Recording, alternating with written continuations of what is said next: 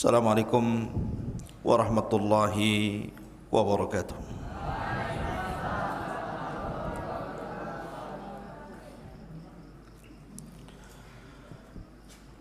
Alhamdulillah, salatu wassalamu ala Rasulillah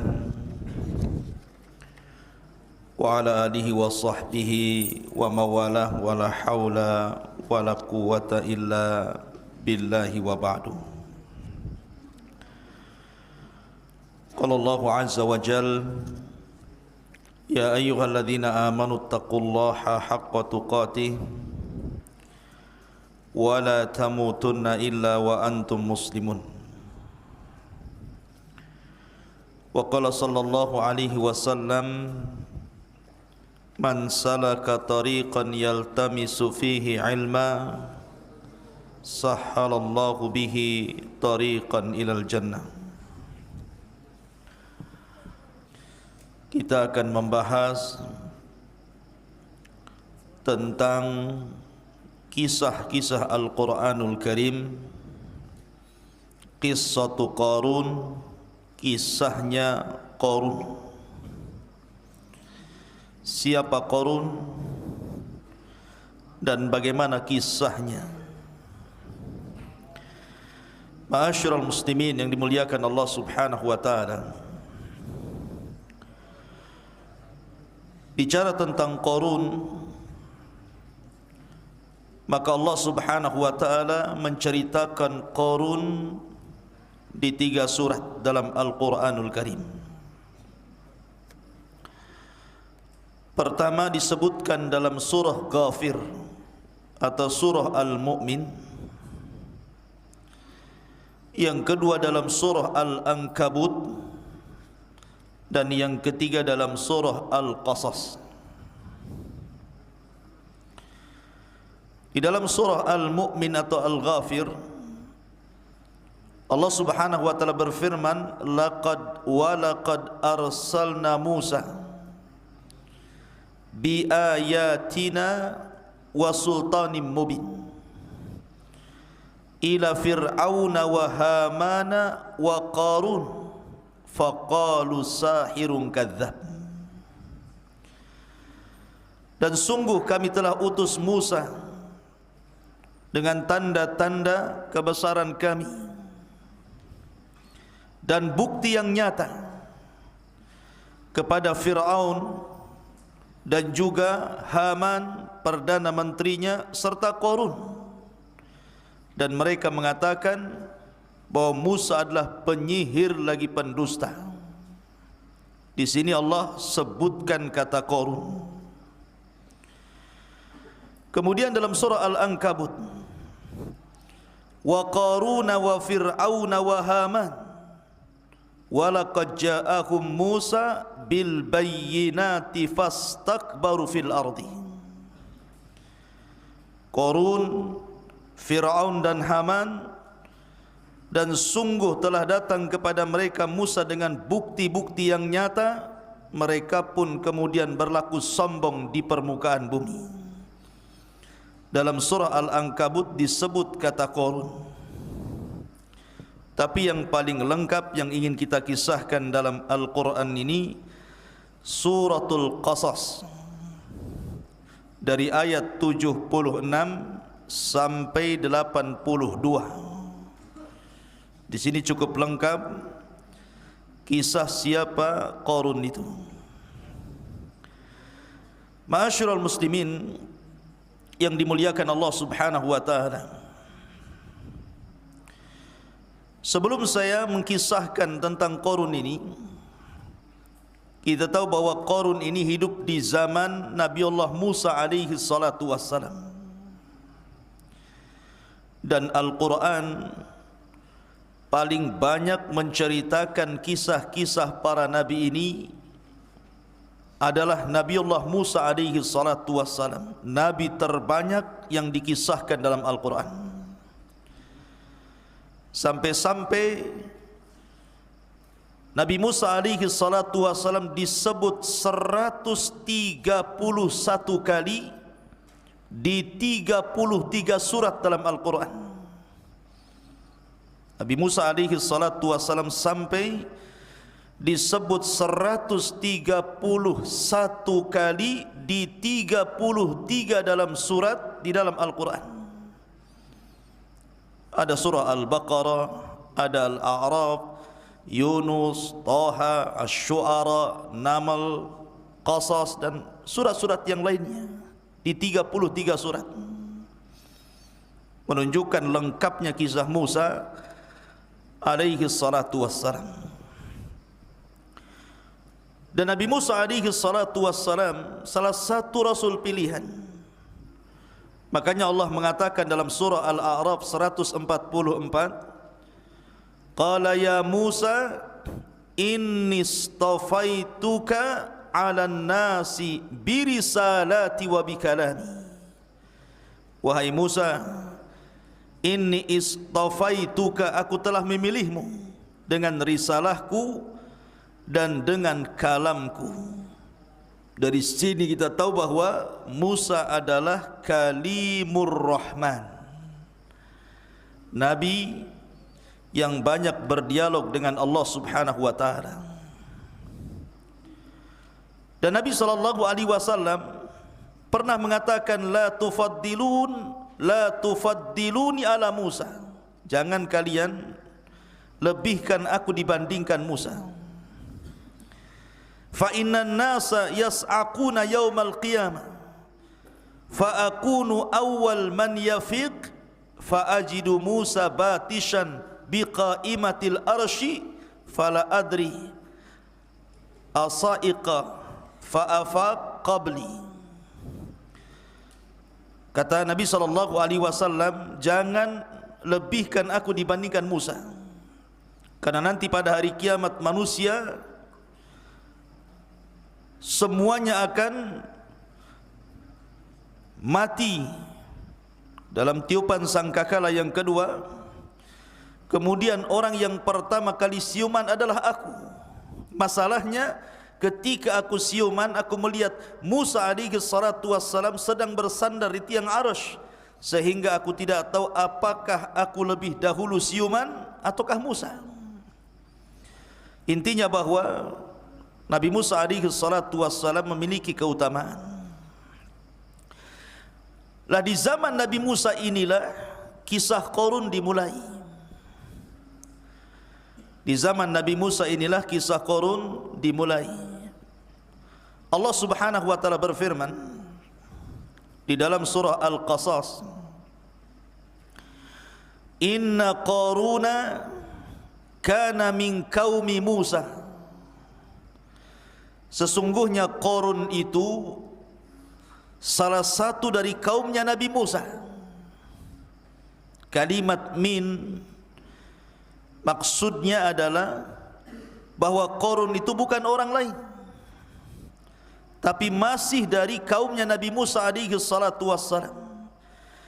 Dari sini terjadi silang pendapat tentang siapa Qarun dan juga nasabnya. Saya akan sebutkan beberapa perselisihan para ulama. Ada yang mengatakan bahwa Qarun adalah ibnu ammi Musa, anak dari pamannya Nabi Musa alaihi salatu wassalam. Kalau anak paman berarti dengan Nabi Musa jatuhnya sepupu. Dan ini pendapat Ibrahim An-Nakhai. Ada juga yang mengatakan bahwa Nabi Musa, bahwa Qarun dia adalah ibnu khalah, maksudnya anak bibi, anak paman tapi dari jalur ibu, dari Nabi Musa alaihi salatu wassalam. Ada juga yang mengatakan bahwa Qarun adalah pamannya Nabi Musa alaihi salatu wassalam, sebagaimana yang disangkakan Muhammad ibn Ishaq bahwa Qarun itu pamannya Nabi Musa. Dan ada yang mengatakan bahwa Qarun adalah satu di antara kerabat-kerabat Nabi Musa, Dan ada juga yang mengatakan bahwa Qarun orang lain tetapi dia bagian daripada kaumnya Nabi Musa. Tetapi pendapat yang masyhur sebagaimana yang dikatakan Qatadah ibn Di'amah, seorang ulama dunia, mengatakan, mufassirin, bahwa yang rajih, yang kuat, Qarun itu adalah ibnu ammi Musa. Dia adalah anak dari pamannya Nabi Musa, dan dulu dia memiliki gelar Al-Munawwir. Jadi Qarun itu punya gelar Al-Munawwir. Kenapa disebut Munawwir, orang yang bercahaya? Karena Qarun itu termasuk ahli ibadah dan memiliki suara indah ketika tarannum Taurat. Jadi kalau seandainya dia membaca kitab Taurat kemudian melanggamkan Taurat, maka Qarun itu memiliki suara yang paling indah saat itu. Jadi kalau dia baca Taurat, orang suka dengan Qarun itu. Selain ahli ibadah, suka baca Taurat dan indah suaranya, sehingga orang mencintai Qarun dan memuja-muja Qarun karena ahli ibadahnya dan kepakarannya terhadap Taurat. Lihat bagaimana Qarun ini dulu bukan orang jahat, orang baik. Bahkan dia dengan Nabi Musa alaihi salatu wassalam bahu-membahu untuk mengajak manusia ke dalam kebaikan. Qarun itu. Tetapi Allah Subhanahu wa taala takdirkan belakangan Qarun terfitnah dengan harta. Kemudian semakin jauh dari Taurat, semakin jauh dari Taurat, semakin jauh dari ajaran Musa alaihi salatu wassalam. Akhirnya Qarun menjadi musuh Allah, kemudian berubah menjadi orang munafik. Dan di zaman Nabi Musa alaihi salatu wassalam, yang tadinya orang baik atau yang tadinya pengikut Nabi Musa kemudian menjadi munafik atau mungkin keluar dari agama Musa, itu 3 orang. Pertama Qarun, yang kedua Samiri, dan yang ketiga Bal'am ibn Ba'urah. Bal'am ibn Ba'urah. Pertama Qarun, tadinya orang saleh, orang baik, tetapi jadi munafik, keluar dari ajaran Musa alaihi salatu wassalam. Kemudian Samiri, dulunya termasuk kaumnya pengikut Nabi Musa alaihi salatu wassalam, kemudian malah memurtadkan Bani Israel. Kemudian Bal'am ibn Ba'urah, seorang ahli ibadah yang mengenal Ismul A'zam, nama-nama Allah yang agung, belakangan berperang melawan Nabi Musa alaihi salatu wassalam, yang menyebabkan Musa dan Bani Israel akhirnya diberikan ujian Allah Subhanahu wa taala. Ma'asyiral muslimin, ikhwan akhwat yang dimuliakan Allah Azza wa Jalla, adapun nasabnya, nasab daripada Qarun, Qarun ini dikatakan nasabnya oleh para ulama Qarun ibn Yashub atau Yashur. Qarun ibn Yashub atau Yashur ibn Qahith, ibn Qahith.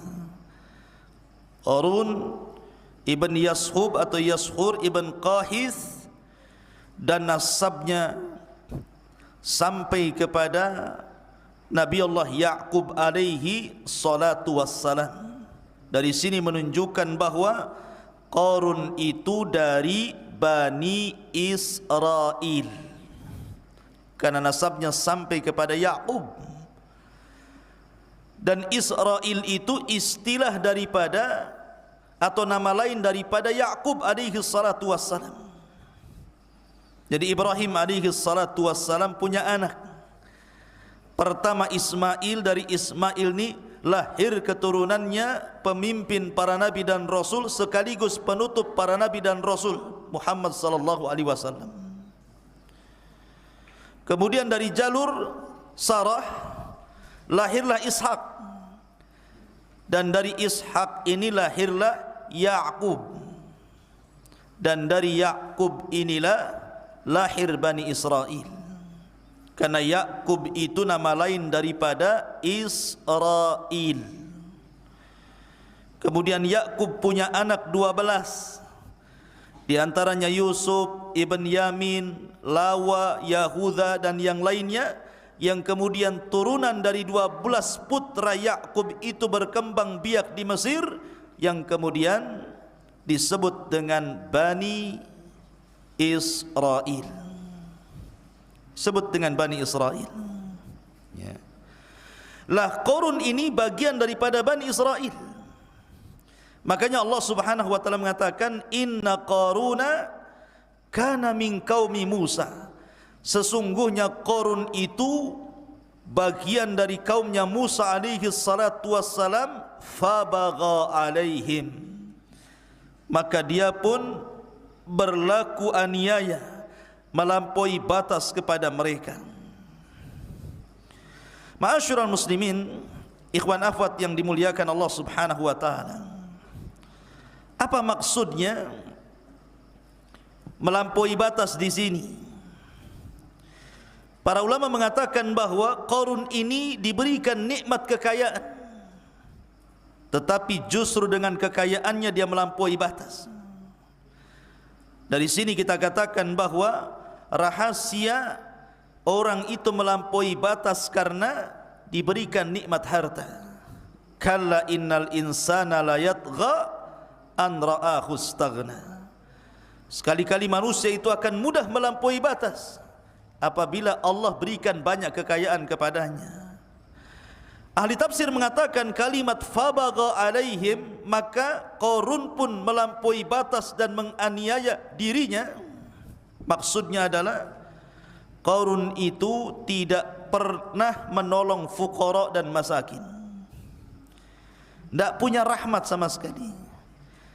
Dia tidak mau menginfakkan hartanya untuk membantu fuqara wal masakin. Tagha, melampaui batas. Tidak mau mengeluarkan sedikit hartanya untuk membantu fuqara wal masakin. Ini yang pertama. Yang kedua, makna tagha itu fabagha alaihim, makna bagha, melampaui batas di sini artinya Qarun itu talabul fadli alaihim wa an yakunu tahta yadihi. Orangnya sombong, orangnya takabbur, pokoknya dia anggap semua orang itu di bawah kakinya. Bagha alaihim, sombong, sesombong Fir'aun terhadap Bani Israel. Kemudian juga ada yang mengatakan bahwa kalimat bagha alaihim, maka Qarun pun akhirnya melampaui batas kepada mereka, sebagaimana dikisahkan oleh Al-Imam Al-Kalbi rahimahullahu ta'ala. Karena Qarun ini hasad. Dia hasad kepada siapa? Kepada Nabi Musa alaihi salatu wassalam. Apa hasadnya? Dia datang kepada Nabi Musa dan mengatakan, ya Musa, amma la in kunta faddalta alayya bin nubuwah faqad fuddiltu alayka bil mal. Wahai Musa, memang Allah sudah berikan keistimewaan kepada kamu dengan kenabian, tapi aku juga tidak kalah istimewanya, karena Allah Subhanahu wa taala sudah memberikan banyak harta kepadaku. Qarun sombong, dikiranya kekayaannya bisa menandingi nikmat nubuwah, dan ini prasangka yang salah. Banyak orang-orang kaya itu walaupun mereka bermaksiat tapi diberikan kekayaan, seolah-olah dia punya kedudukan di hadapan Allah dan mengatakan Rabbi akraman, Rabbku telah memuliakan diriku. Tapi kalau seandainya dicabut kekayaannya, dia pun mengatakan Rabbi ahanan, Rabb sudah menghinakan diriku. Jadi Qarun kemudian mengatakan seperti itu kepada Musa. Hasadnya Qarun kepada Musa, akhirnya Qarun pun berlaku sewenang-wenang, kemudian berbuat jahat kepada nabinya. Fabagha alaihim, maka Qarun pun menganiaya terhadap mereka. Kemudian Allah Subhanahu wa taala menyebutkan sebabnya dalam Al-Qur'an di sini. Kenapa Qarun itu sejahat itu? Perhatikan, wa atainahu minal kunuzi ma inna mafatihahu latanu bil usbati ulil quwwah. Sesungguhnya Qarun termasuk kaum Musa, maka ia berlaku aniaya terhadap mereka. Apa penyebab aniayanya Qarun kepada mereka? Karena kami telah menganugerahkan kepada Qarun pembendaharaan harta yang kunci-kuncinya sungguh berat, dipikul sejumlah orang-orang yang kuat. Sebagian ahli tafsir mengatakan, jadi Qarun itu punya gudang banyak. Ada yang mengatakan kunuz itu artinya al-fiddah, al-dhahab wal-fiddah. Jadi Qarun itu punya banyak emas, punya banyak perak. Sampai gudang-gudang penyimpanan emas dan peraknya itu banyak sekali. Dan di sini Allah mengatakan, wa atainahu minal kunuz ma inna mafatihahu, kuncinya gudang itu. Kuncinya gudang itu disebutkan oleh ahli tafsir, itu diletakkan di sebuah kulit kering itu, ya. Kemudian diletakkan kuncinya di situ, kemudian dibungkus. Lah, kulit yang dibungkus yang isinya kunci itu tidak bisa dibawa manusia, hanya bisa dibawa baglah. Baglah itu semacam keledai, tapi bukan keledai. Dia di bawah kuda tapi di atas keledai. Besarnya baglah itu. Jadi kuncinya itu ditaruh di atas, mungkin bahasa kitanya karung goni gitu ya. Kemudian diletakkan di atas baglah itu, dan jumlah baglahnya itu, jumlah keledainya itu, kata para ulama, situna baglah, 60 keledai. Jadi kuncinya saja diletakkan di baglah itu, dan jumlah baglahnya, keledainya itu 60. Dan kalau seandainya kuncinya itu dipikul, bukan orang biasa, orang kuat-kuat itu susah untuk dipikul saking beratnya. Itu baru kuncinya.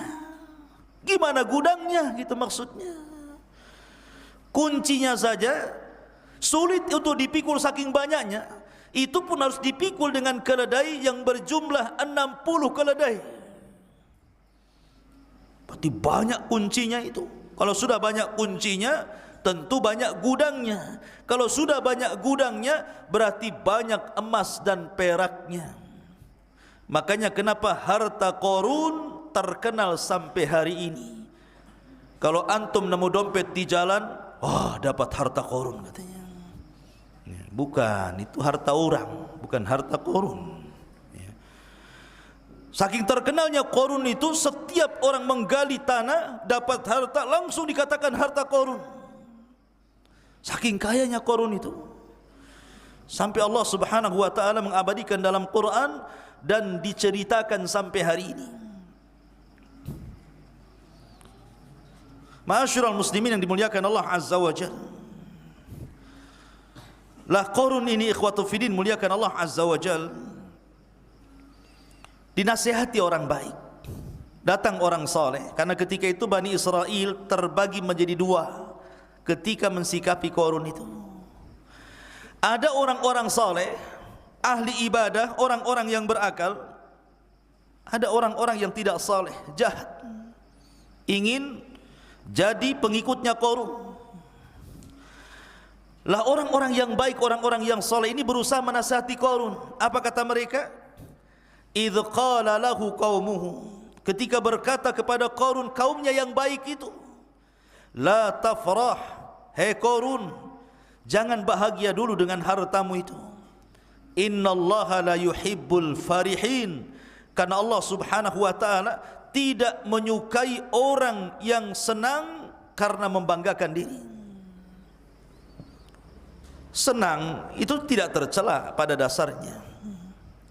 Seperti Sulaiman, ketika Nabiullah Sulaiman ketika membawa pasukannya untuk perang, Tiba-tiba ada semut dan kelompoknya sedang berada di jalan raya kan. Apa kata pimpinan semut? Udkhulu masakinakum la yakhtimannakum Sulaiman wa junuduhu wa hum la yash'urun. Cepat masuk ke lubang kalian, masuk ke rumah-rumah kalian. Jangan sampai Sulaiman dan tentaranya menginjak kalian sementara mereka tidak tahu kalau kalian diinjak mereka. Sulaiman dengar kupingnya itu apa yang dikatakan pimpinan semut itu. Maka apa? Tiba-tiba Sulaiman tertawa, tersenyum. Fatabassama dhahikan min qawlihi. Sulaiman pun tersenyum kemudian tertawa karena melihat ucapan semut. Sulaiman senang tidak ada masalah. Tapi kalau seseorang tertawa atau tersenyum karena membanggakan diri, itu tak boleh, nanti seperti Qarun. Ya. Ma'asyiral muslimin, kemudian setelah dinasihati, jangan bangga dulu ya Qarun. Allah itu tidak suka dengan orang yang suka membanggakan diri. Kemudian dinasihati lagi, wabtaghi fima ataqallah. Wabtaghi fima ataqallahu ad-daral akhirah. Wahai Qarun, carilah pahala untuk negeri akhiratmu. Wala tansa nasibaka minad dunya. Akan tetapi jangan pula kau lupakan bagianmu di dunia. Wa ahsin kama ahsanallahu ilaik wa la tabghil fasada fil ardi innallaha la yuhibbul mufsidin. Dan berbuat baiklah sebagaimana Allah telah berbuat baik kepada anda wahai Qarun, dan janganlah berlaku kerusakan di bumi karena Allah tidak suka orang yang berbuat kerusakan. Lihat di sini ada beberapa nasihat. Orang-orang baik ini mengatakan, wahai Qarun, pertama, kau boleh mencari harta, kau boleh kaya, tetapi tujuan mencari hartamu itu adalah wabtaghi fima ataqallah daral akhirah. Tujuanmu harus akhirat dulu. Ini nasihat yang pertama. Kau boleh cari harta, kau boleh jadi orang kaya, tapi tujuan mencari harta dan kekayaan itu ingat, bukan untuk hidup di dunia, tapi untuk hidup di akhirat. Ini yang pertama. Yang kedua, wala tansa nasibaka minad dunya. Siapa yang melarang kamu untuk kaya Qarun? Silahkan kaya, silahkan.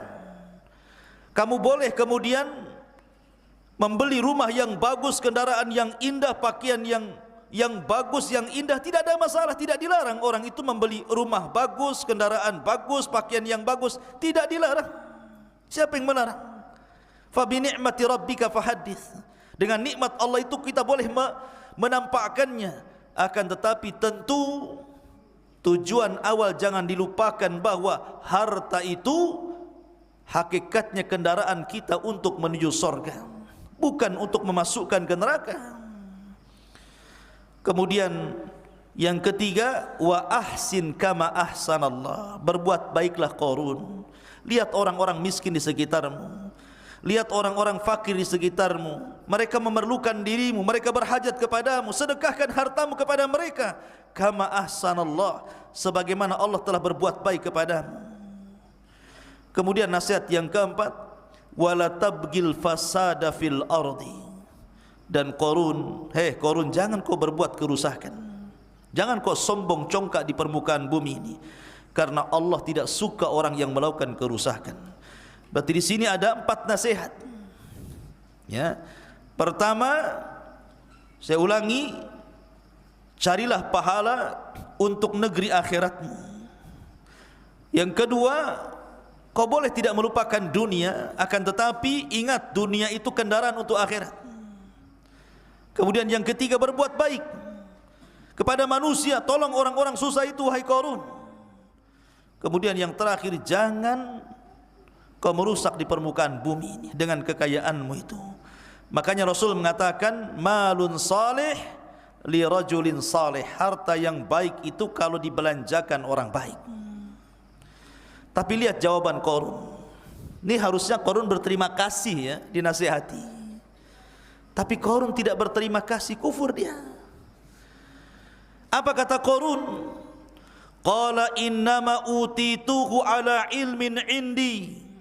Qarun pun berkata, sesungguhnya aku diberikan harta itu semata-mata karena pengetahuan yang ada padaku. Masa aku titelnya S1 masa enggak bisa kaya? Aku kan S1. Ini kekayaan itu karena saya kuliah, makanya saya cerdas, saya buka perusahaan, akhirnya saya kaya. Oh, itu seperti itu.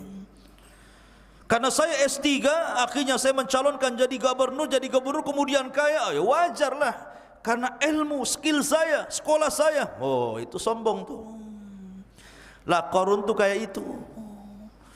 Qarun membanggakan pengetahuannya, bahwa rizki yang Allah anugerahkan kepadanya itu karena pengetahuan yang diberikan kepada Qarun yang cerdas itu, sehingga dengan kecerdasannya, kepiawaiannya dia menjadi orang kaya. Ikhwan, kalau kita bandingkan Qarun dengan Sulaiman alaihi salatu wassalam, Nabiullah Sulaiman, enggak ada apa-apanya. Kalau seandainya kekayaan Nabi Sulaiman kita bandingkan dengan kekayaan Qarun, Sulaiman jauh lebih mulia, jauh lebih kaya dibandingkan Qarun. Enggak ada apa-apanya Qarun dibandingkan kekayaan Sulaiman itu. Dia nabi, dia raja, dia orang kaya. Qarun bukan nabi, bukan raja. Ada yang mengatakan dia dulunya pesuruh Fir'aun, ya, untuk memata-matai Bani Israel. Akhirnya Fir'aun ngasih uang banyak jadi kaya. Jadi kalau kita pikir bahwa Sulaiman itu jauh lebih kaya dibandingkan Qarun, tapi lihat apa kata Sulaiman ketika Allah anugerahkan nikmat kepada dia. Dia mengatakan, hadza min fadli rabbi. Ini kekayaanku, kata Sulaiman, semuanya karena karunia Allah yang Allah titipkan kepadaku. Semua hanya untuk menguji diriku, apakah aku termasuk orang kufur ataukah termasuk orang yang bersyukur. Lihat, ini perkataan siapa? Nabiullah Sulaiman. Tapi Qarun menasabkan kekayaan kepada dirinya, bukan kepada Allah, dan mengatakan innama utituhu ala ilmin indi, katanya. Harta ini ku dapat karena aku orang cerdas, ya. Maka Allah Subhanahu wa taala menyindir Qarun dan mengatakan, awalam ya'lam annallaha qad ahlaka min qablihi minal qurun ma huwa ashaddu minhu quwwatan wa aktsaru jam'an wala yus'alu an dzunubihimul mujrimun. Kemudian Allah Subhanahu wa taala mengingatkan sejarah kepada Qarun. Sejarah ini penting, ikhwan. Lihat bagaimana tariqah Allah Azza wa Jalla. Tidakkah wahai Qarun kau tahu bahwa Allah Subhanahu wa taala telah membinasakan umat-umat sebelumnya yang lebih kuat daripadanya dan lebih banyak hartanya, dan orang-orang yang berdosa itu tidak perlu ditanya tentang dosa-dosa mereka. Artinya orang-orang yang Allah berikan kekayaan, orang-orang yang Allah berikan jabatan, tetap saja Allah azab. Maka kau jangan seperti mereka. Ada kok orang yang lebih kaya dari kamu wahai Qarun, lebih hebat dari kamu wahai Qarun, toh juga mereka akan diazab sebagaimana kau juga akan diazab. Jadi diingatkan sejarah, ikhwan.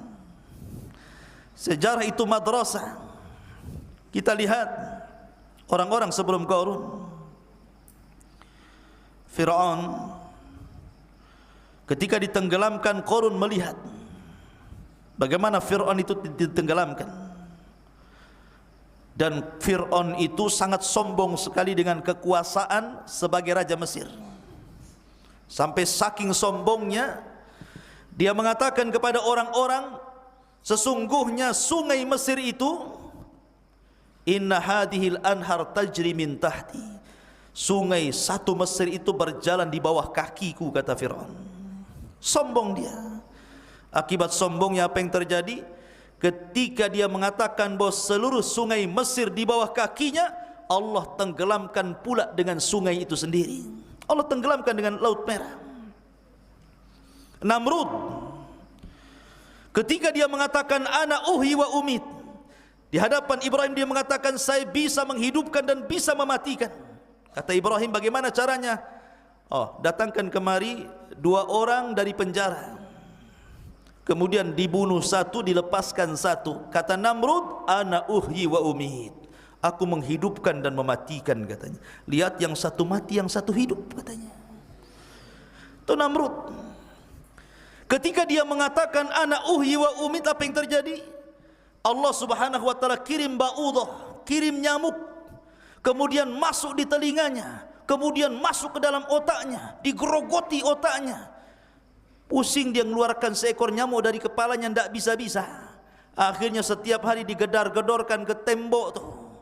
Sampai suatu ketika dia tidak tahan, nyamuknya ini menggigit-gigit otaknya. Dia katakan kepada pembantunya, ambilkan sandal, pukullah kepalaku. Rupanya dipukul sama sandal pembantunya, mati Namrud. Ya. Namrud mati dengan seekor nyamuk yang mengatakan ana uhyi wa umit, katanya. Saya bisa menghidupkan dan saya bisa mematikan. Mati dengan seekor nyamuk. Ya, subhanallah, sombong. Ya. Maka Qarun juga sama.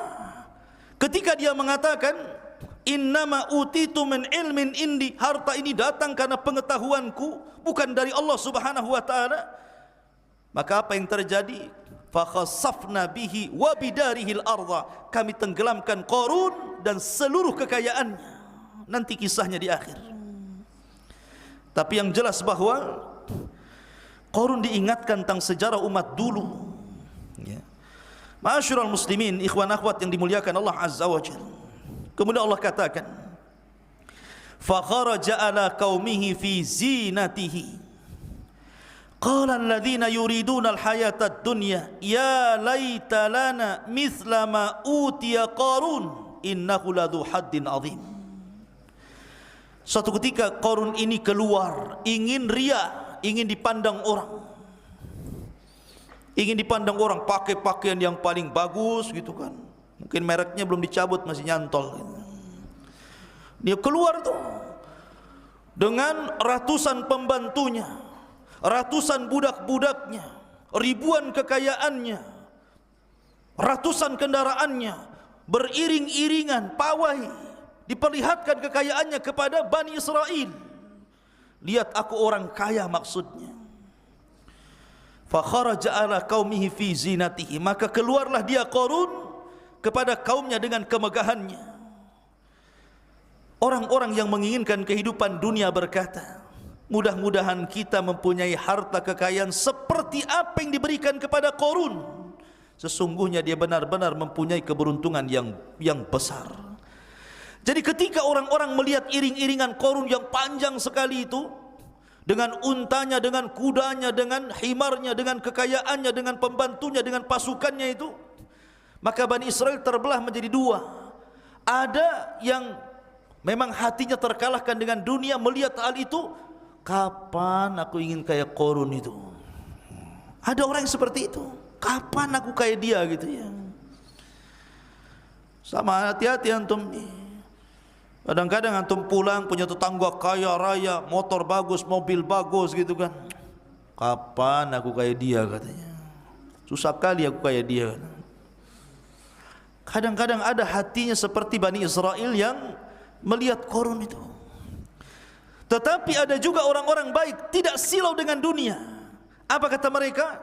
Wa qala alladhina utul ilma wailakum thawabullahi khairun liman amana wa amila salihan wa la yughaqqaha illa sabirun. Tetapi orang-orang yang dianugerahkan ilmu berkata, celakalah engkau, ketahuilah pahala Allah lebih baik bagi orang-orang yang beriman dan mengerjakan kebaikan, dan pahala besar itu hanya diperoleh orang-orang yang sabar. Jadi manusia terbelah menjadi dua, ada yang soleh, ada yang toleh. Tahu toleh? Tolah itu. Toleh, orang jahat. Ya.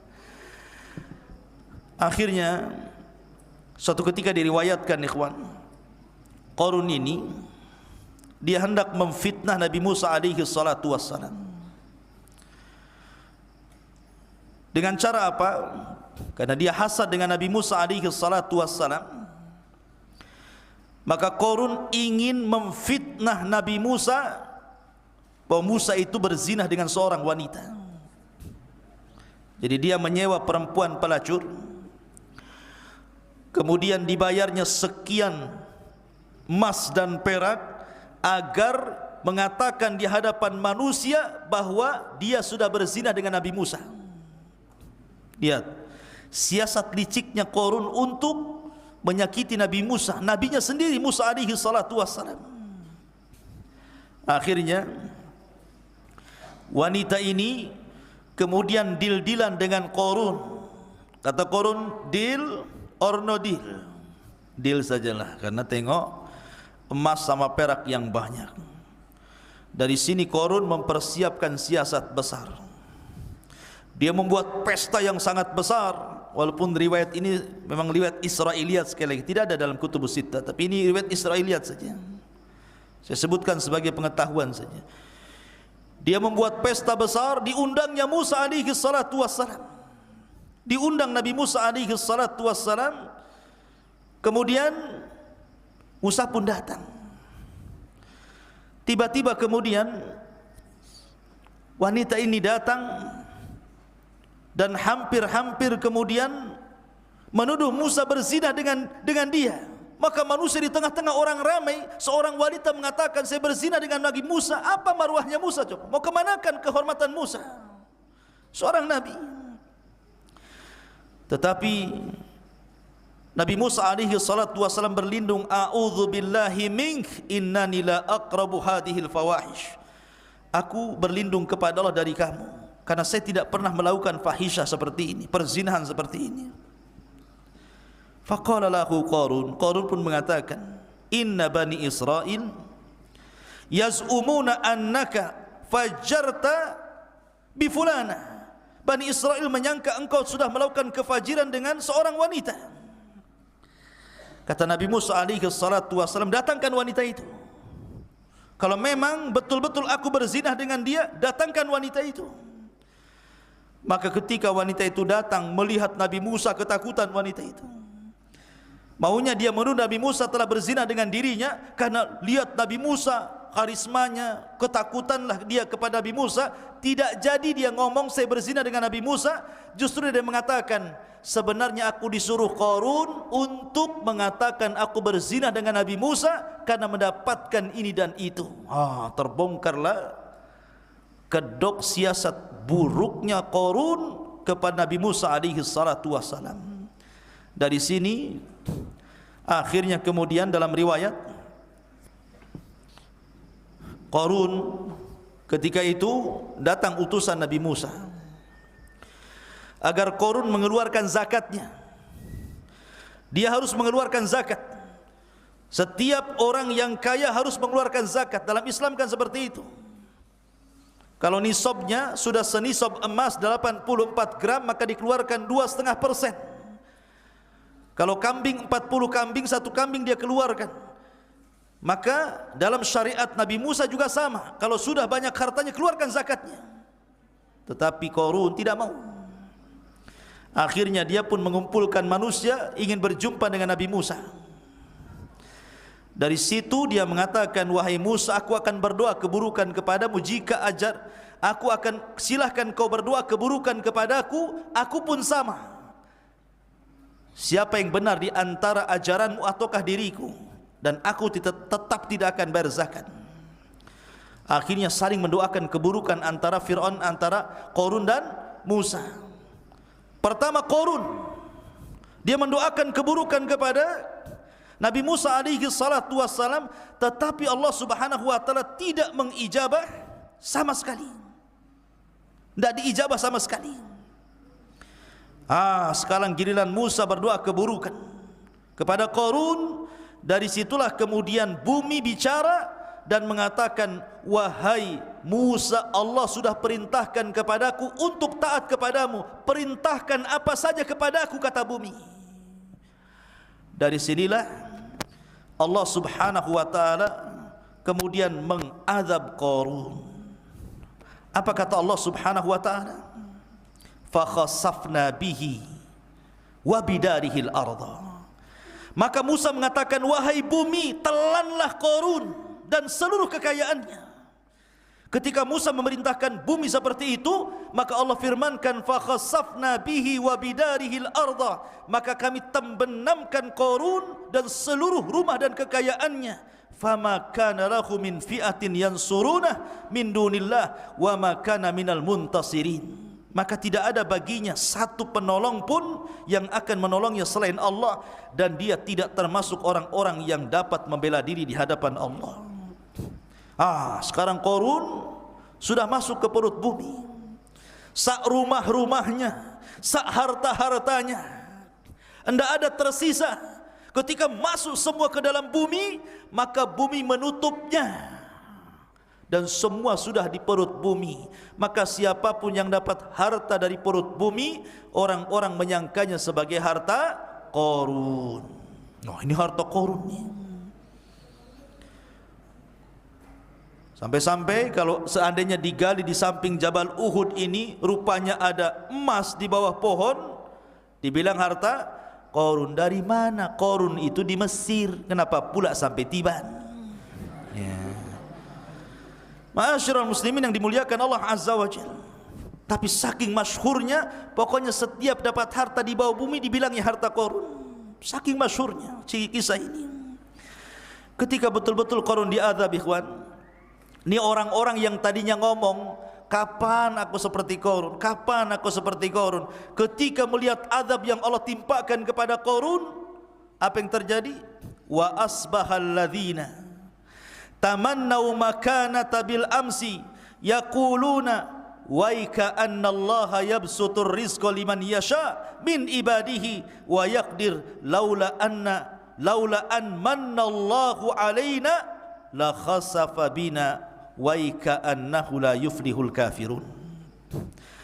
Dan orang-orang yang beriman dan orang-orang yang kemarin mengangan-angankan kedudukannya seperti Qarun, tiba-tiba berkata, aduhai, benarlah kiranya Allah yang melapangkan rizki bagi siapa yang dia kehendaki di antara hamba-hambanya, dan membatasi bagi siapa yang dikehendaki di antara hamba-hambanya. Karena sekiranya Allah tidak melimpahkan karunia pada kita, tentu Dia telah membenamkan kita pula di sini. Aduhai, benarlah kiranya tidak akan beruntung orang-orang yang mengingkari nikmat Allah. Artinya di sini, ikhwan, kalau seandainya setiap orang yang minta harta itu Allah berikan harta yang dimintanya, setiap orang yang minta kekayaan Allah berikan kekayaannya, maka satu dunia pasti orang akan bejat, pasti orang akan jahat dan kufur. Makanya kenapa Allah Subhanahu wa taala membagi nikmat itu karena sebuah hikmah.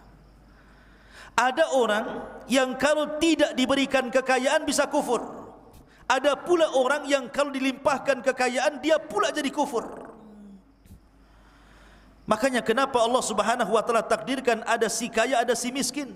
Karena terkadang ada orang miskin kalau dikasih kekayaan jangan-jangan makin jauh dari Allah, sebagaimana orang kaya kalau dimiskinkan makin jauh daripada Allah. Semua nikmat itu sudah dibagi-bagi Allah secara rata dan adil, baik kepada si miskin ataupun si kaya.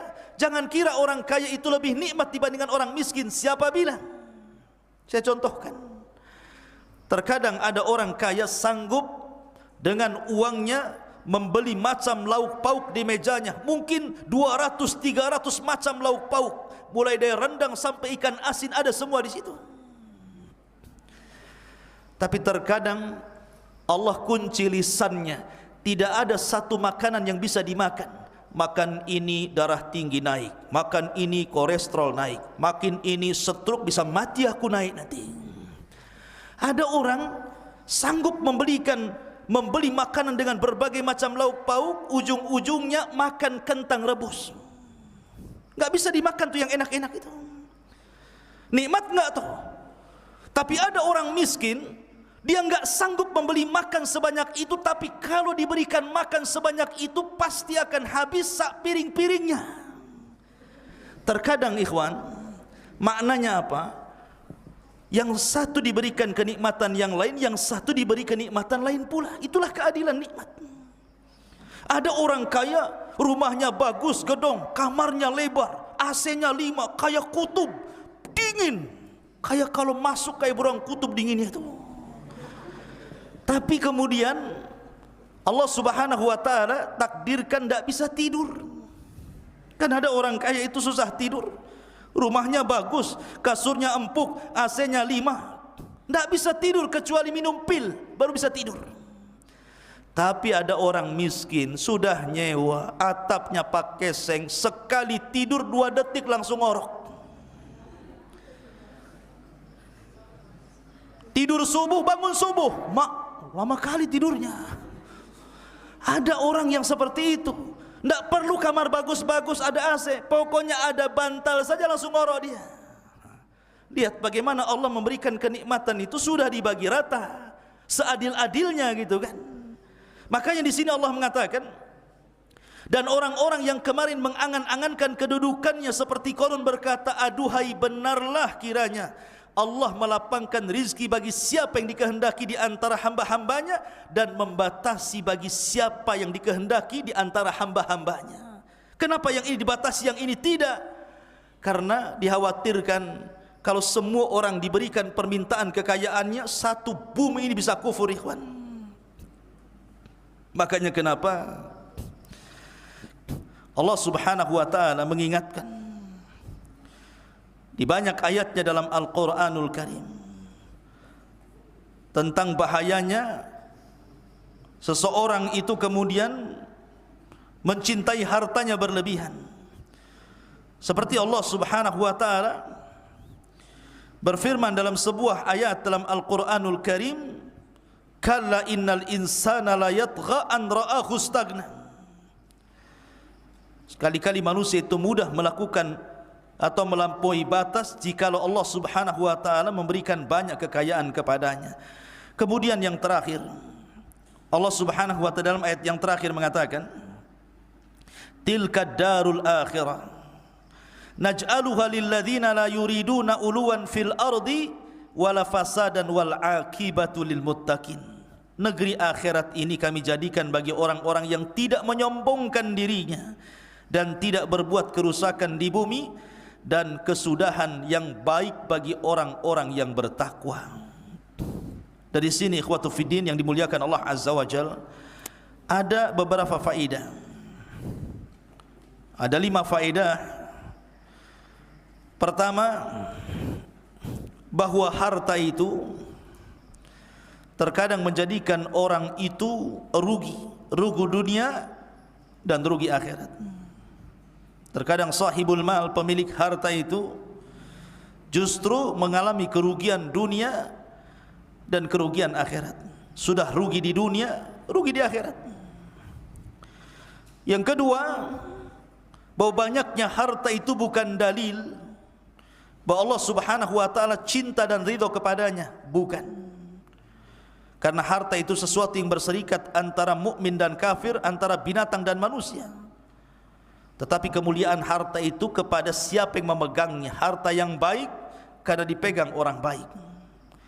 Yang ketiga, bahwa maksiat yang paling disegerakan di permukaan bumi ini adalah melampaui batas dan kezaliman. Lihat Qarun, sebelum mendapatkan adab akhirat, Allah segerakan adabnya di dunia. Karena Rasul mengatakan tidak ada satupun dosa yang disegerakan azabnya di dunia sebelum akhirat, satu orang yang melampaui batas ataupun orang zalim, dan yang kedua orang yang memutuskan silaturahim. Kemudian yang ketiga, Anda harus tahu bahwa Allah itu ketika memberikan harta ataupun rizki, Allah berikan kepada siapa yang dikehendaki, dan Allah subhanahu wa ta'ala tahan kepada siapa yang dikehendaki karena sebuah hikmah dan kebaikan bagi hambanya. Dan yang terakhir, harta ini adalah alat mudahnya seseorang tergelincir, di mana sirru tughyan, rahasia seseorang itu mudah melampaui batas karena Allah subhanahu wa ta'ala memberikan kekayaan. Dan hisab bagi orang yang diberikan kekayaan itu akan berat, karena akan diberikan 2 pertanyaan. Dari mana kau dapatkan harta itu, dan kemana kau belanjakan harta itu. Maka Qarun adalah pelajaran besar yang kita kaji di malam hari ini. Bagaimana Qarun yang kufur kepada Allah subhanahu wa ta'ala karena tidak pernah mensyukuri nikmat harta, tidak pernah mengeluarkan zakatnya, tidak sayang dengan fuqara wal masakin, menentang Nabi dan ajaran Tauratnya. Akhirnya Allah subhanahu wa ta'ala kirim adab kepada Qarun. Fa khasafna bihi wa bidarihil ardh. Kami tenggelamkan Qarun dan seluruh hartanya ke dasar bumi. Taib. Ini kajian kita di malam hari ini.